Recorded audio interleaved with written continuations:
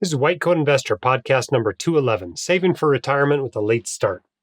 This podcast is sponsored by Bob Baiani at drdisabilityquotes.com. He's an independent provider of disability insurance planning solutions to the medical community in every state and a long-time White Coat Investor sponsor. He specializes in working with residents and fellows early in their careers to set up sound financial and insurance strategies. If you need to review your disability insurance coverage or to get this critical insurance in place, contact Bob at drdisabilityquotes.com today. You can email info@drdisabilityquotes.com or simply call him up, 973-771-9100. All right, thanks for what you do. Life's difficult. Your job makes it more difficult. As you are listening to this, I'm off playing again in southern Utah on a canyoneering trip with my buddies. And that doesn't sound that difficult, I suppose, compared to what you're doing. So thanks for being so willing to be out there practicing medicine or practicing law or running your business or whatever it is that you do that earns you a high enough income that you're interested in this podcast. It's usually not an easy job, and it's often a thankless one. Our quote of the day today comes from Paul Crafter, who said, "The best approach is to act like a baseball team manager playing against a team you don't know. You spread the defense across the field, not making any big shifts to right or left field, because this strategy will help the players catch the most balls against players they don't know. And most important, when you've decided on a strategy, stay with it, even when it looks like everyone is hitting to right field." Some good advice there, using baseball as an analogy for investing. Lots of cool stuff going on right now. You may have noticed we've got some cool promotions going on this week.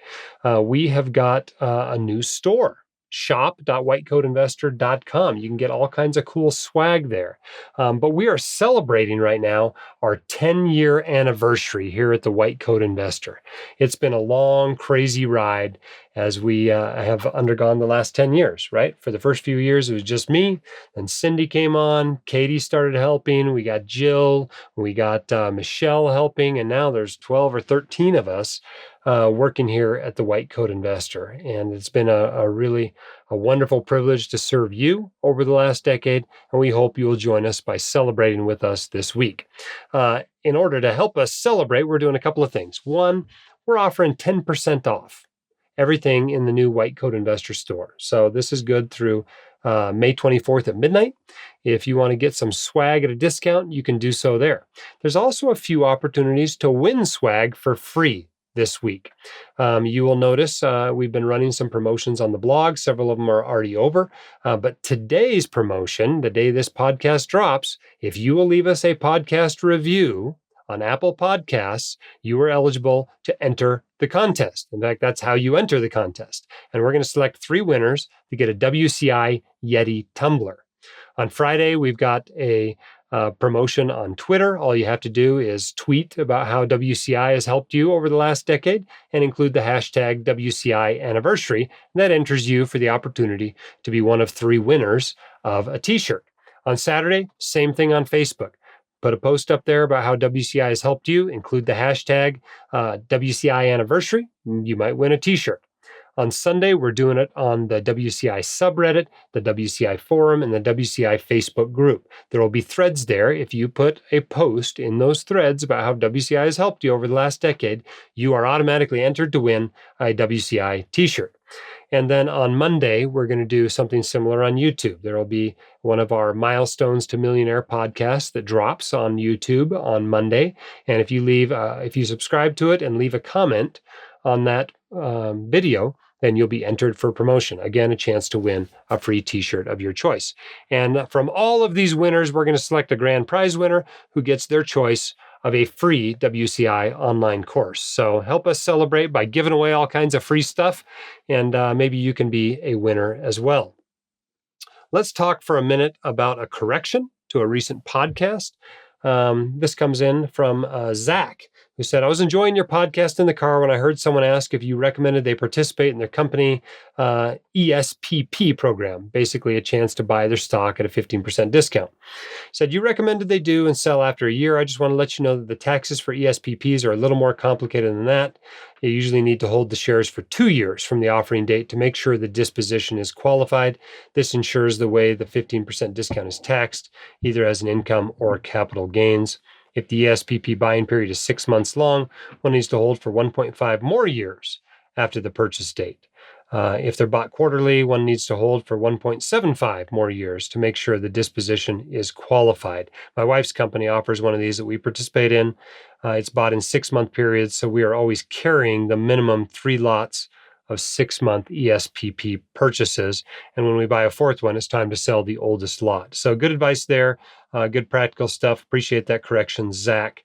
He also notes that he has stop loss orders on those ESPP share lots to sell them if they ever reach the break-even point. He figures there's no point in holding them to ensure a more favorable tax treatment on a gain if there is no gain. So interesting strategy there as well to consider. All right, let's take a question from Matt off the speak pipe, who's talking about savings rate glide paths here. Thank you for all that you do. I appreciate your straightforward advice that also includes many more advanced topics for those farther along in the financial literacy journey. My question is about any heuristics or recommendations for a savings rate glide slope as financial independence is approached. I am 37 and gross 150 as an engineer with a stay-at-home spouse. I save about 40 a year. I have a net worth of about 800, with over 90% of that in retirement accounts. I expect that this question has many personal aspects. One of my goals is to be a millionaire by age 40. Many years ago, I was laid off and woefully unprepared financially, but fortunately, I was able to immediately find a new job. I told myself that I never wanted to be in such a vulnerable position again, though. I also have 2 elementary age kids and am considering spending a little more before they are all grown up. Finally, I am the saver in my marriage, and my wife would like to loosen up a bit more. We already have enough saved to achieve Coast 5. Any additional savings would only help us reach 5 sooner or increase the size of our eventual nest egg to even more than we need. Thank you very much. All right, good question, Matt. Classic engineer kind of question, right? Wanting to engineer the problem. Here's the deal, right? You don't have to save anything else to reach your financial goals. That's what Coast FI is. It means that if you're planning to work until the date you were planning to work to, you can assume that your portfolio is going to do the rest of the heavy lifting itself. So congratulations on that. You've done an admirable job and have essentially have reached your goals, assuming the returns that you're counting on actually materialize. Now, you never know if that's really going to happen. So maybe it's not a bad idea to continue to save at least a little bit, but clearly it's time to loosen the purse strings, right? Remember, the worst possible thing you can do for your finances is a divorce, right? Not only do you split your assets in half, you split your income in half. That's a bad thing. So, the saying goes, if mama ain't happy, ain't nobody happy. And there's some truth to that. And obviously that works with both genders, right?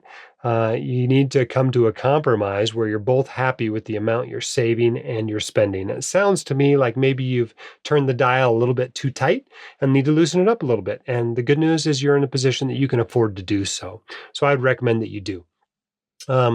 As far as ways to think about this, I think there are, it's basically just monitor as you go. Remember, it's not about winning a game against anybody else. It's just you against your goals. And according to what you're telling me your goals are, you're pretty much there already. Now, if you start thinking maybe I want to punch out earlier than I was already planning, well, now you need to start saving a little bit more money. And so until your goals change or your life changes in some way, you're doing okay for now. And it's probably time to dial back the saving a little bit and maybe spend a little bit more money. Remember, you can't take it with you when you go. Your hearse will not have a trailer hitch. All right, our next question comes out of my email box. This is a question about the pro rata rule with regards to the backdoor Roth and 457 plans. I recently discovered that my employer's 457B plan accepts rollovers. I then performed a direct rollover of my rollover traditional IRA held at Vanguard to the 457 plan, about $170,000. I thought that by doing this, the 457B would shield me from having to be subjected to the tax implications of the pro rata rule when I report my 2021 backdoor Roth conversion in next year's tax filing. However, the money from the direct rollover to the 457B is now listed as a separate line item, labeled IRA rollover within my 457B account. I found the IRS rollover chart after the fact, and it states that traditional IRA to 457B rollovers are allowed, but there is a footnote saying the rollover money must be held in a separate account from the payroll contributions.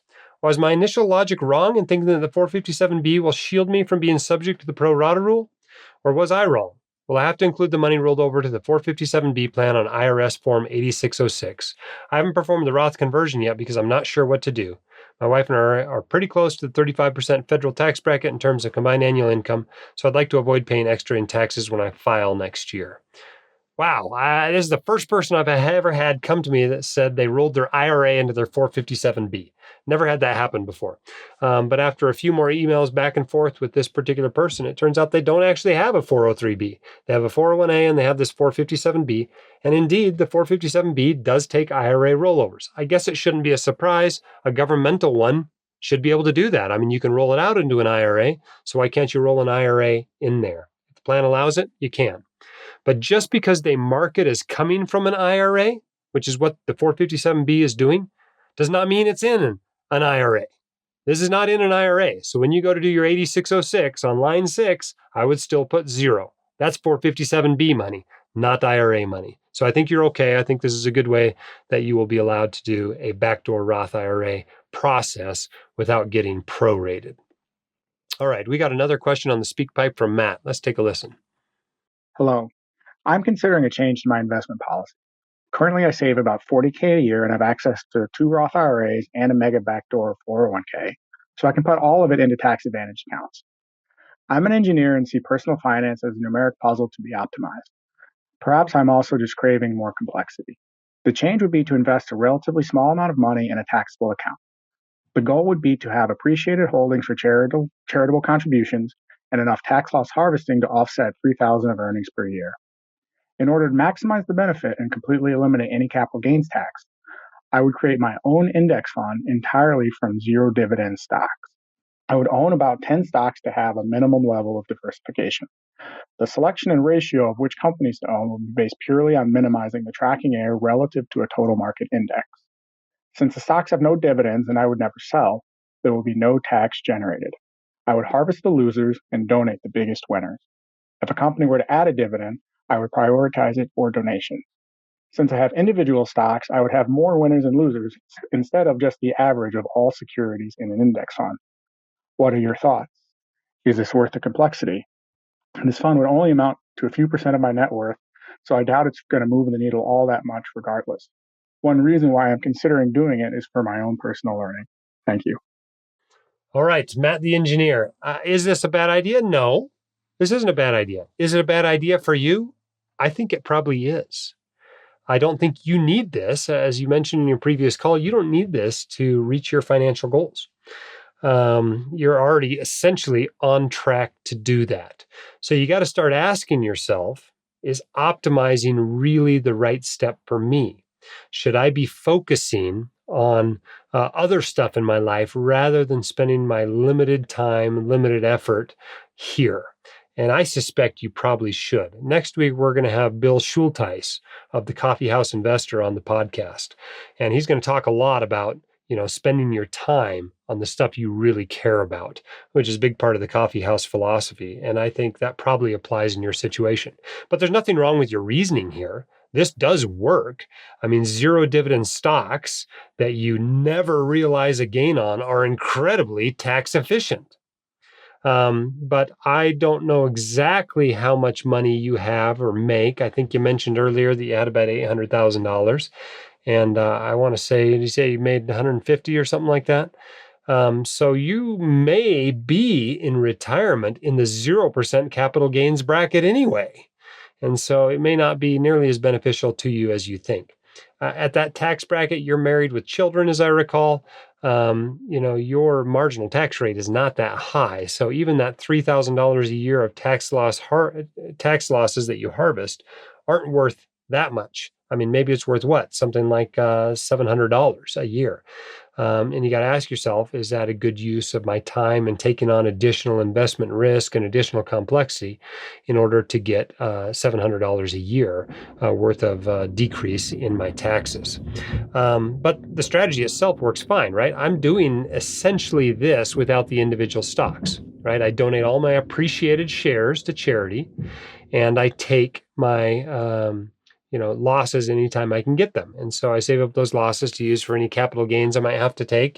For example, if I ever sell the white coat investor, I'm going to have a big old capital gain. It'd be nice to offset some of that.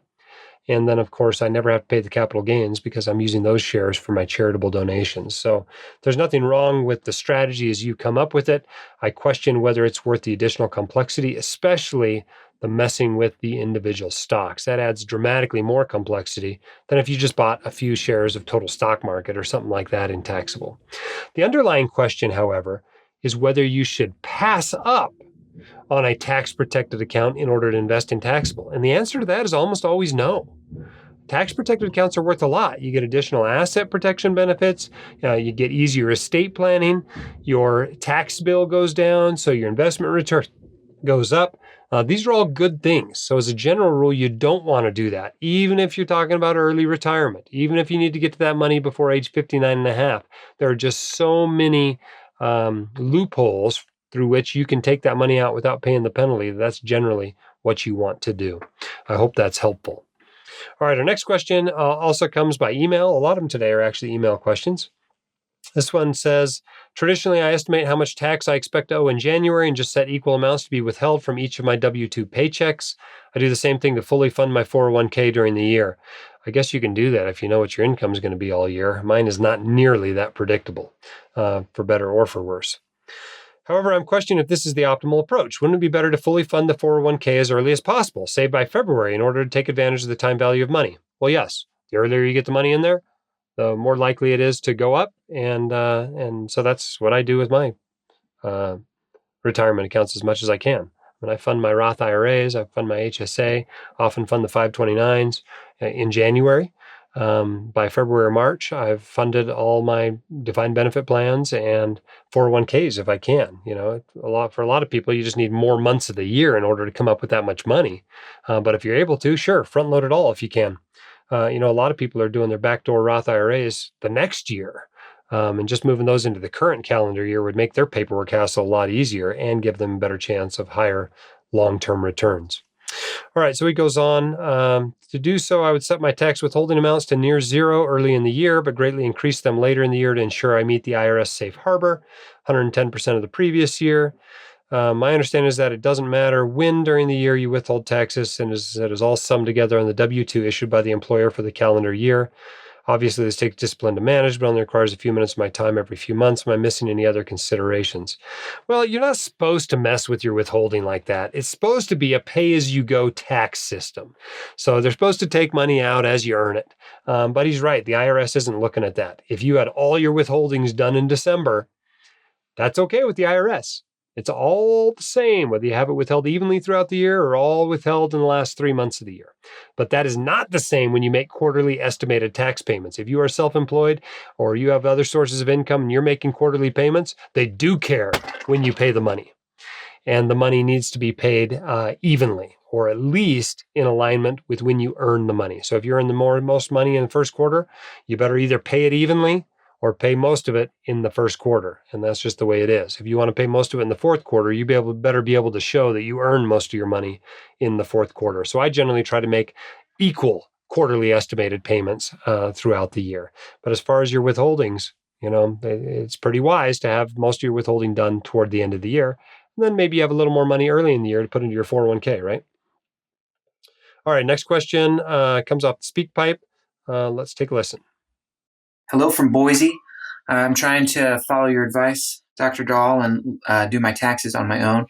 I had a question about, Schedule D.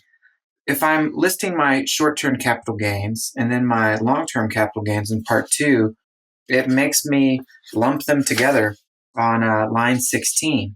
And then that gets reported all together as income on my 1040, which obviously raises my amount of my adjusted gross income. So I'm just wondering how to basically double check my own work and also double check the government.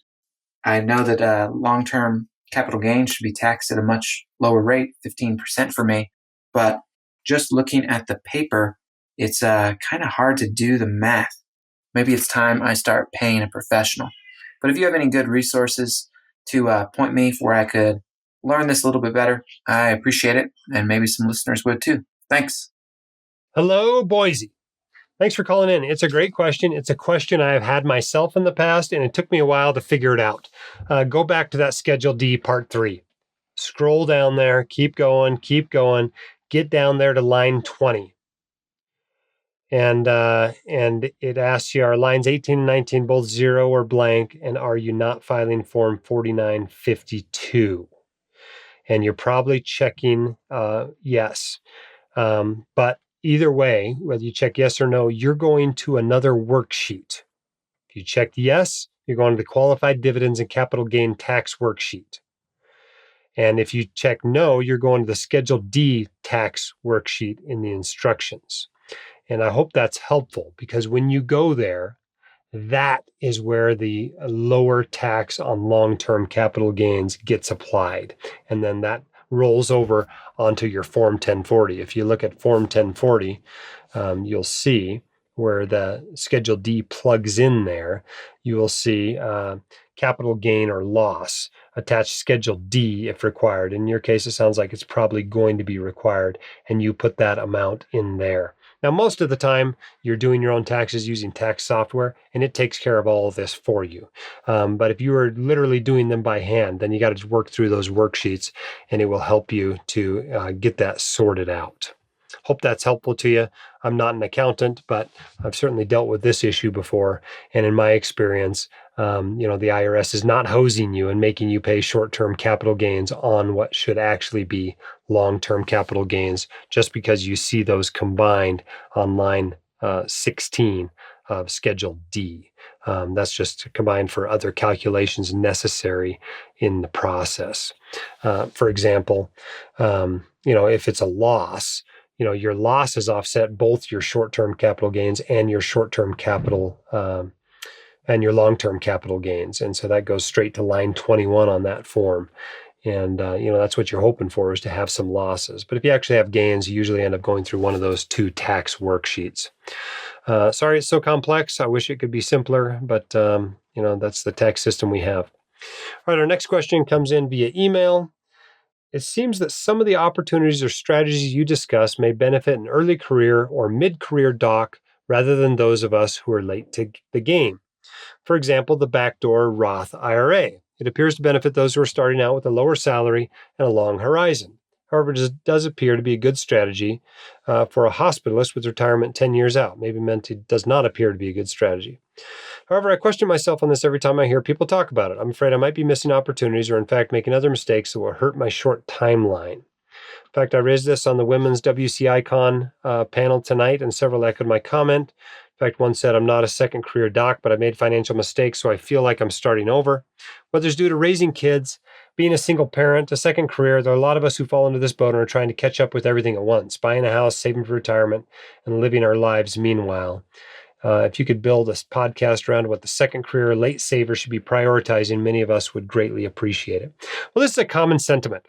And it's amazing that I get it from people who I consider pretty young. Oftentimes docs who are in their 30s or 40s, they're quite young. I mean, there are doctors who don't come out of training until they're early or even mid 40s. And so let's be honest, a lot of people who think they're late or think they have a late start really aren't. Just because you didn't retire from medicine at 43, like the physician on fire, does not mean you are late to the game, right? You're probably still well ahead of the vast majority of not only Americans, but of your peers. Remember, the median American retires with a net worth of $250,000. That's home equity, savings, all their goods, all their assets, all their retirement, everything, $250,000. So chances are you're not really as behind the game as you think you are, but lots of people feel that way. The truth is a 35-year-old doc probably has another 50, 55 years in their life, right? That's a long time that you can benefit from a backdoor Roth IRA. But a 50-year-old doc still has 35 or 40 years, which is also a very long time. There's a lot of things that can help you in your later career to catch up. One is the fact, if you look at the vast majority of people, and I don't know whether this necessarily applies to docs, because sometimes docs are working really hard in their 30s and 40s, but in general, your highest earnings of your career are in your 50s. So when you are earning more, it's easier to save more. Plus, you oftentimes have some expenses taken care of. Maybe the kids are already into college. Maybe they're through college. Maybe you've already got a house. You've already got a car, whatever. You already have some things taken care of that doc coming out of residency doesn't have. So maybe, again, you're not quite as far behind as you think you are. There are also all these great catch-up contributions that allow you to use a tax-protected account where a younger doc might be forced to invest more in a taxable account, right? Your 401k or 403b, for instance, you get an extra $6,500 in 2021 that you can put in there as an employee contribution. That also increases the $58,000 limit on that account, right? If this is a solo 401k, now all of a sudden you can put $64,000 into it, or is it 64,500? Whatever it is for 2021. You can put more in there than somebody that's under 50. Same thing with your backdoor Roth IRA. Instead of putting $6,000 in there for you and your spouse, it's $7,000 each. So there's another couple $1,000s that can go into a tax-protected account. It doesn't have to be invested in a taxable account. HSAs, the catch-up age is 55. But again, for a family plan, it's another $1,000 that you can put in there each year. And these contributions, really do help you to build wealth a little bit faster. But the truth is that no doctor is ever really more than 10 years away from financial independence. Whether you're 30 and you're going to become financially independent at 40, or whether you're 50 and you're going to become financially independent at 60, or whether you're 60 and you're going to become financially independent at 70, the truth is that no doctor making any sort of a doctor income, 180, 220, $300,000, $400,000 a year. The truth is, if you will live like the average American household, which is about 60 grand a year, if you will live like they live, even if you have nothing right now, even if you have a bunch of student loans right now, within 10 years, you can reach financial independence. Yes, you're not going to be driving Teslas. No, you're not going to be, vacationing on the French Riviera. Right? You're going to have the average American life as you reach there and in retirement. But the truth is, if your goal is to get to financial independence, you're never more than 10 years away. So that means even if you want a relatively robust retirement, maybe you're only 15 years away, right? And so you got to keep that in mind, that this isn't a terribly long game when you're making as much money as most doctors make. You can make it pretty quickly. You can also, if you really are in a rush and you really don't want to cut your lifestyle, you can take on more risk. Maybe you have more stocks to bonds in your portfolio than you otherwise would. Maybe you tilt to small and value stocks. Maybe you carry a little bit more debt than you otherwise would and use that to leverage your investments. Maybe you have more of a side hustle. Maybe you're doing a little bit of direct real estate investing where you can put a little bit more of your time and expertise into boosting your return. You're taking on more risk and doing more work in order to catch up. Those are all options you can do to try to catch up if you really are behind. You also get to avoid some of the early retirement issues, right? There's lots of people that worry about the age 59 and a half rule. It's not that big a deal. There's so many loopholes that you can drive a truck through them. But if you are late to the game, you don't even have to deal with that rule, right? You might be 60. Well, if you're 60, you can start taking money out of your IRAs or Roth IRAs as much as you want. No penalties whatsoever. You just have to pay any taxes that might be due on a tax-deferred withdrawal. But a lot of this comes down to comparison. You're comparing yourself to somebody who came out of residency and had already been reading The White Coat Investor for 2 years. Yeah, they hit the ground running. I encourage them to do that. We shouldn't hold that against them, right? But if you didn't find out about any of these financial principles till you were 45, of course you're going to be behind that person. But the truth is, you are not playing that person. This is not a game of you against them. It is not a game of you against the market. It is a game of you against your goals. It's a single player game. And you only win when you reach your goals. You don't win by beating somebody else or by beating the market or anything like that. So keep that in mind. I hope that's helpful. If there are a couple of blog posts on the White Coat Investor blog that might help with this, one is called Behind in the Retirement Savings Game. The other one is called I Forgot to Save for Retirement. And both of those will walk you through some of the numbers of how this works out if you're starting at 45 or 50 or 55 or 60 years old. Hope that's helpful. Let's take our next question from Les off the speak pipe. This is a question about collective investment trusts. Hi, Jim. Thanks for all that you do. My workplace plan recently changed its investment options to collective investment trusts rather than the previous Vanguard mutual funds. I'm not familiar with these and have not easily located information about the various offerings from Fidelity. My question is what you may know about them and whether or not it is reasonable to invest in these, or if we should just use the T. Rowe Price retirement funds instead, which are now an option and do have reasonable expense ratios. Thanks again. All right, great question, Les. The short answer is they're fine. Go ahead and use them. The long answer, a collective investment fund or a collective investment trust, sometimes called by other names as well, common trust funds, common funds, collective trusts, commingled trusts, lots of names for these. Basically, they're slightly different structure than a mutual fund.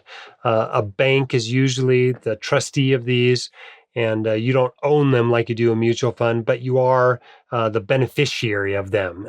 Bottom line, it doesn't really matter much.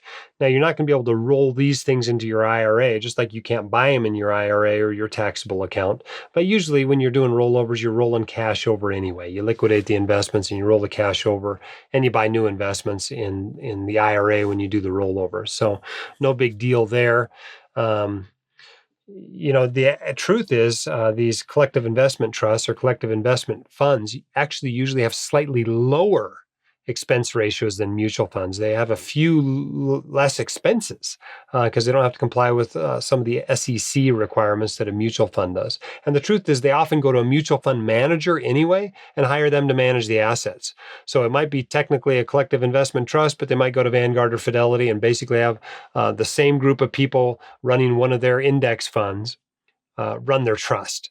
And so in reality, it's really not a big deal. Go ahead and use them. Don't spend any time worrying about this issue. All right, our next question comes in from email. This one's a little bit more complicated. Let's take a listen. He says, what advice would you have for a physician who decides to go into fellowship later in his career and experiences a drop in income due to this? I'm an internist about 8 years out of residency. Our financial situation is good. I was fortunate not to have student debt. Our house will be paid off in a year. I have around $300,000 in a 401k and backdoor Roth. In target date funds, about $100,000 in a taxable investment account with Vanguard. Currently making about $200,000 a year and considering doing a fellowship. Of course, my income will drop significantly for 3 years, so I'm wondering what advice you have in this situation. I'll still try to contribute as best I can to whatever retirement I can get. Other than the opportunity for doing a Roth conversion, my income is lower. I'm guessing I should just stay the course in regards to my investment allocation. Probably doesn't make sense to switch to a lower risk investment for a few years and then to a higher risk when I start earning more. Yeah, I think you've got it. That's essentially it, right? You're in low earning years. So if you are contributing to retirement, it's all about Roth contributions for these years when you're in fellowship. You might want to consider Roth conversions. It's an opportunity to basically move that taxable account, and maybe you can sell things at a 0% gain in that account during these few years and use that to pay the taxes, which will be at a relatively low rate of some of your tax deferred accounts, and move that money into a Roth account. That would be a great use of your money during those years. But mostly this is not going to be a positive overall for your finances to go back to earning less money unless you come out of this fellowship making a whole lot money than you're otherwise making. And I think as we'll learn in his follow-up question, that's not necessarily the case.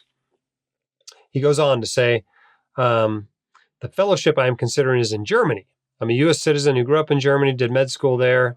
I went to the U.S. for residency. I've been working as an internist for the past 8 years. I've always wanted to do GI. Well, that's going to pay more than basic internal medicine. But live and practice in Germany and have the opportunity to do both with a fellowship in Germany. Unfortunately, I didn't get into a GI program in the U.S. after trying twice, so I'm not very keen on doing this again. The salaries as a fellow are fairly comparable between the two countries, but after fellowship, there is little income increase in Germany. It would be difficult to attain the same salary I have now, even as a trained GI doc in Germany. I'd make $100,000 to $150,000 a year as a hospital employee, possibly get close to $200,000 in a good year in private practice. So So he says, money isn't everything, of course. I'm working for the U.S. military. I know many military docs who make salaries that are pretty comparable to German salaries. You certainly had people on the podcast who were military docs who made millionaire rather quickly. So it certainly is possible. Am I completely mad to throw away a good high U.S. salary and move to a place where the earning potential is about half what I'm making now? Well, life's about more than money, right? It doesn't sound to me like going to practice in Germany, even if you become a GI doc, is really a great financial move. But we do lots of things in our lives that aren't great financial moves. Buying a boat is not a great financial move. Driving a Tesla is not a great financial move, despite what those who attend the church of the Tesla would have you believe. But life isn't all about money, right? If what you want to do with your life is go be a GI doctor, and what you want to do with your life is go practice medicine in Germany, well, $100,000 to $150,000 a year is probably plenty to have a good life. So I would encourage you to go do that if that's what you want to do with your life.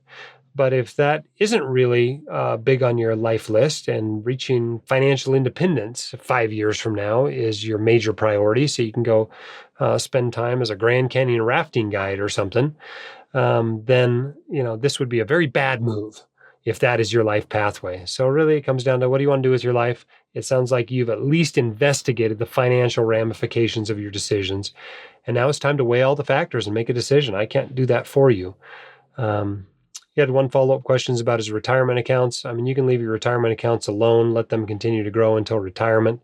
Obviously, he's going to owe U.S. taxes on any withdrawals of tax-deferred money. If he does stay in Germany, maybe you might want to consider renouncing U.S. citizenship. That can get pretty complicated tax-wise as well, so be sure you look into that before doing any sort of thing like that. But most people end up just keeping both citizenships and paying taxes in both countries. All right, our next question comes off the speak pipe about 403Bs and 401Ks and how they mix. Let's take a listen. Hey, Dr. Dalloway, thanks for all that you do for us. I was wondering if I could max out a 403B at a hospital I work at as an employee and also max out a individual 401k at a totally different hospital I work at as an independent contractor.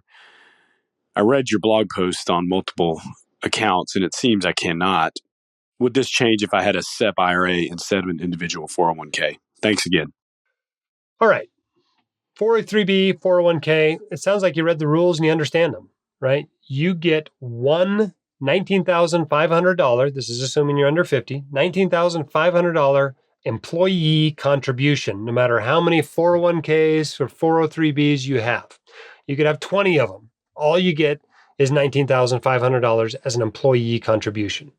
However, each of those plans that belongs to an unrelated employer has a $58,000 limit.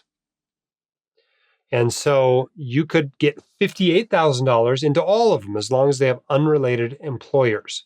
But as you can see, most of that is not going to be able to be an employee contribution. It has to be an employer contribution. So you got to look at the plan and what it allows you to make or what they'll put in for you as an employer contribution. And you will find if each of these are jobs or employees as a hospital, that most of them aren't going to put any money in there unless you put money in there. Maybe you get a match to some of the money you put in there, and that's about it. Where this really works out well is somebody that has an employee job and a side gig. So they put their $19,500 into the employee job, and maybe they get a $10,000 or $20,000 match from that employee job. Then they turn around with their side hustle or their side gig or their moonlighting or whatever. They get paid on a 1099. They open an individual 401k and they make only employer contributions because they're the employee and the employer. They make only employer contributions to that individual 401k. So that's essentially 20% of your net profit from that side gig. Now, obviously, to get $58,000 in there as your net income from your side gig, you got to be doing it a lot. Right? We're talking about $250,000, $300,000 worth of profit from the side gig in order to max that out. But that's generally the way people use multiple investment accounts like that, multiple 401ks. There is a special rule you'll read about in that blog post, which if you're in this situation, I highly recommend you read this blog post. It's called Multiple 401k Rules on the White Coat Investor blog. But if you'll read that, you'll see there's a special provision with 403Bs. Your 403B, for whatever crazy reason, counts toward that $58,000 limit on your individual 401k, because they're both looked at as the same kind of account, whereas a 401k at your employer would not be. And so you have one $58,000 limit for both of those accounts. So if you put 19.5 into that 403B, right, you're only going to be able to put another 38.5 into the individual 401k. So be aware of that little complication. Other than that, it's pretty straightforward. 19,500 total as an employee contribution, 58,000 per 401k as a total of employee plus employer contributions. Sorry it's so complicated. I don't write the rules. That's honestly the way they work. I wish they would put in a system where there are no 401ks, no 403bs, no 457bs or 401as, and they just gave everybody a $100,000 Roth IRA or traditional IRA account with no maximum income limits on contributions and conversions. It would just be really straightforward. All you had to decide was whether to put in pre-tax or after-tax money. You could put in, more than most people make, and no more hassling with your employer's retirement accounts. It's kind of dumb, like health insurance. Why are we buying our health insurance through our employers? Why are we buying our retirement through our employers? Well, the reason why is the 1940s. This was part of the issue. They put in wage limits to try to curb inflation in the 1940s during World War II. So what did employers do? Well, the same thing that they did in the 1970s, that bank accounts did, right? When they weren't allowed to pay you more interest, even though inflation was really high, they gave you free toasters, right? Well, in the 1940s, employers weren't allowed to pay you any more wages. So what they do? They gave you benefits. They started providing health insurance. They started providing retirement plans. Actually, I think the 401ks came a little bit later, but they started looking at benefits like that to provide you in lieu of salary. And in reality, we're all probably better off just getting more salary and buying the benefits on the side ourselves. But this is the system we're stuck with. So I guess I'll, have a blog explaining all the rules to you. All right, next one comes in from email. I'm wondering if you would consider doing a podcast on financial implications and benefits of deciding to live child-free. Well, benefit number one is you don't have to change any poopy diapers. So that's a huge benefit right there. I mean, anybody who's going through the throes of early parenthood can attest that not being woken up in the middle of the night to feed a baby or to change poopy diapers or to deal with a toddler throwing a tantrum or a teenager who's staying out late. I mean, those are the real benefits of deciding to live child-free. But I'm sure there are some financial benefits as well. Kids are really expensive. When you look at these estimates that they make of how much a kid costs, it's usually $200,000 or $300,000 or $400,000 over the course of their 18 years. I run into white coat investors who have $400,000 saved in their kids' 529s. That alone is a massive sum of money that you could use to invest for retirement or use to get a nice Audi or whatever. And so obviously the saved money is the main benefit there. This person goes on to ask where to put the massive amount saved besides throwing it all in taxable. What's wrong with taxable?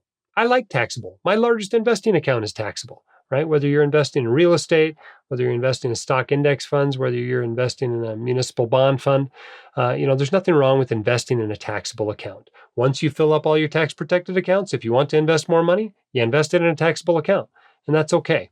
What happens is people get this idea that they can't invest in a taxable account or they're just going to get creamed on taxes. So they get suckered into buying things like whole life insurance. When in reality, they would have been far better off just opening a taxable account, investing there, paying the taxes, and coming out ahead of what they would have had if they, had invested in whole life insurance or something like that, or an annuity. They get a lot of annuities sold this way as well. What are the asset protection implications? Well, taxable money usually does not have much asset protection. You got to look at your state rules, right? State law dictates how asset protection law works. If you're in Texas or Florida, paying off your mortgage gives you significant asset protection because you got pretty strong homestead laws. In Utah, our homestead laws are pretty weak. They're only about $40,000 if you're married of your home equity that's protected from your creditors. So in Utah, you're better off, maxing out retirement accounts, and even I think they protect cash value, life insurance, and annuities in Utah pretty well.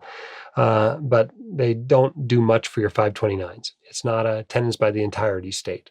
So what are the asset protection implications of not having kids? Well, your risks are probably lower. So you don't have to worry about your teenager running over somebody. That's about it. How do you set up wills and trusts, et cetera? Well, the same way anybody else would set them up. You just don't have kids that are going to be your beneficiaries. A lot of people don't use their kids as beneficiaries anyway. They're leaving money to charity, or they're leaving money to somebody besides their estranged children. So that's not particularly complicated. One area you might want to spend a little more time focusing on is who's going to make your end of life decisions. Who's going to be your power of attorney? Who's going to be your health care power of attorney? Maybe you want a living will in place, whereas other people might rely a little bit more on their kids. Another thing to be thinking about is how you're going to pay for your elder care, right? That's these decisions you make of how you're going to pay if you have declining capabilities, how you're going to get health care in your home or pay for a long-term care facility, those sorts of things. When you don't have kids to take care of you, and not that kids always do take care of you, but when you don't have kids to take care of you, there's probably a little more emphasis in your financial plan on that. Maybe you're more likely to actually spend all of your assets, right? So you're more likely to get some sort of a single premium immediate annuity, since you're not planning on leaving any money behind, than someone that has kids. But that really comes down to you. Just because you don't have kids doesn't mean you don't want to leave money behind to somebody, right? This person also asked, can I make use of a 529 for my own education? Yes, you can. You can use that for an MBA. You can use that for pilot training. You can use that for whatever you want. But in general, most people without kids aren't putting a lot of money into 529s. But that's about all the implications I can think about there.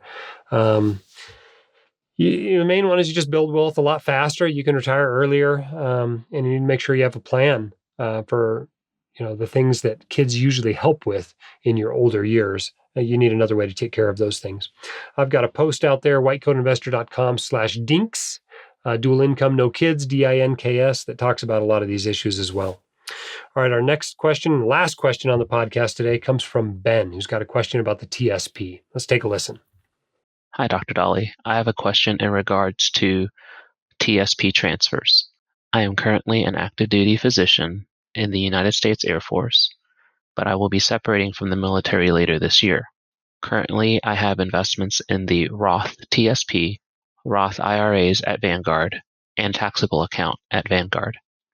My plan is to transfer my Roth TSP into my Roth IRA at Vanguard. Do you see any particular advantages or disadvantages to this strategy? My main reason for the transfer is primarily to simplify my investment accounts so that I can access all of them in one place. Thank you for all that you do. All right, Ben, good question. TSP situation I was in, I had a TSP when I finished my military service in 2010, had to decide what to do with it. I had a more interesting issue. I had a bunch of tax-exempt money in there that I had contributed while I was deployed, and I was trying to figure out a way to get that into a Roth IRA. I was actually able to do that. I essentially rolled out almost all of my money out of the TSP. Once I separated, I rolled almost all of it out, and I then rolled the tax-deferred money back into the TSP, leaving behind just the tax-exempt money. And then I was able to convert that to a Roth IRA with no tax costs. So that was a pretty cool trick. Doesn't sound like you're dealing with that issue. You got a bunch of Roth money in there already. You're trying to decide, do I leave it or do I pull it out? Well, it used to be the TSP had lower costs than anyone else. The truth is now you can go to Schwab, Fidelity, Vanguard, and all the costs are about the same. TSP is still a great investment, right? Great funds in there, but it's not dramatically cheaper than anybody else. And so you don't get that benefit. You really are left with only one benefit of the TSP, as near as I can tell. Well, that's not necessarily true, but one main one. The TSP offers the G Fund. The G Fund is one of my main holdings. It basically gives you treasury bond returns or treasury bond yields with money market risk. So that's pretty cool. It's like a money market fund on steroids, and you can't get that anywhere else. Some 401ks offer something similar called a stable value fund, but for the most part, this is a TSP unique investment. And so that was why I kept money in the TSP. I wanted to be able to use the G fund. And indeed, today, all of my TSP money is in the G fund. In fact, I can't even get all my bonds in there because luckily I've got more money than my bond allocation will fit into the TSP. So that's a good problem for me. But if you are very interested in keeping the G fund in your portfolio, that might be a reason to keep the TSP. Otherwise, roll it into a Roth IRA. You got, again, low costs of Vanguard. You got lots of investment options. The only real downside, aside from losing the TSP, G fund, is you get a little less asset protection in some states. Some states offer a little more asset protection for a 401k, like the TSP, than they do for an IRA. So I guess that's a potential risk there. But for the most part, it's simplified. There's more investments. There's less hassle. And most people would probably roll their money into a Roth IRA in your situation. All right. This podcast was sponsored by Bob Bayani at drdisabilityquotes.com, a longtime sponsor of the White Coat Investor. One listener sent us this review. Bob and his team were organized, patient, unerringly professional, and honest. I was completely disarmed by his time and care. I'm indebted to Bob's advocacy on my behalf and on behalf of other physicians, and to you for recommending him. Contact Bob at drdisabilityquotes.com today by email to info@drdisabilityquotes.com, or just call him up, 973-771-9100, to get your disability insurance in place today. Don't forget about our sale, 10% off all items at shop.whitecoatinvestor.com through May 24th at midnight. Remember our anniversary celebrations this week, okay? Leave us a review of the podcast today, the day this video drops, which is Thursday, or this podcast drops, and you may win a WCI Yeti tumbler. In fact, of all the promotions we're running this week, we're running 8 of them this week, I think this is the easiest one to win because it takes the most effort to go and leave a review at Apple Podcasts. And so I suspect, we don't get 3 reviews a day. We might only get 1 review a week. So if you go on there and only 6 or 8 other people do it, you got a pretty good chance of winning one of those Yeti tumblers. So go put a review on the podcast. Our most recent one comes in from Oye, who said, mandatory listening. If you want to survive in our society, capitalism is fundamentally exploitative. You do all the work, but the owning class get all the profits. If you own shares in companies, you are tangentially participating in stealing profits from their workers, which is immoral. However, you have no choice but to participate in this system if you want to survive and actually have a semi-decent retirement. And this excellent podcast will help you do that. After becoming a fan of WCI content and consuming a lot of the content across multiple mediums, I've learned to become mindful with my spending, saving, and investing. I've learned how to invest for the long term with cheap index funds and have a sensible asset allocation. I've asked both stupid and less stupid questions on the SpeakPipe, all of which Dr. Dolly has been kind enough to answer. Hats off to you. Thank you. And you've earned a permanent fan. Wow, that's really nice. And I don't really care what you put on the podcast reviews. As long as you put a 5-star review up there, it'll help other people to find us. So I appreciate that. Please keep your head up, shoulders back. You've got this. And here in the White Coat Investor community, we will help you. We will help you be successful. We'll help you find the resources you need. We want you to be successful financially so that you can concentrate and become a better partner, a better parent, and a better physician. Thanks for listening. My dad, your host, Dr. Dolly, is a practicing emergency physician, blogger, author, and podcaster. He is not a licensed accountant, attorney, or financial advisor, so this podcast is for your entertainment and information only and should not be considered official, personalized financial advice.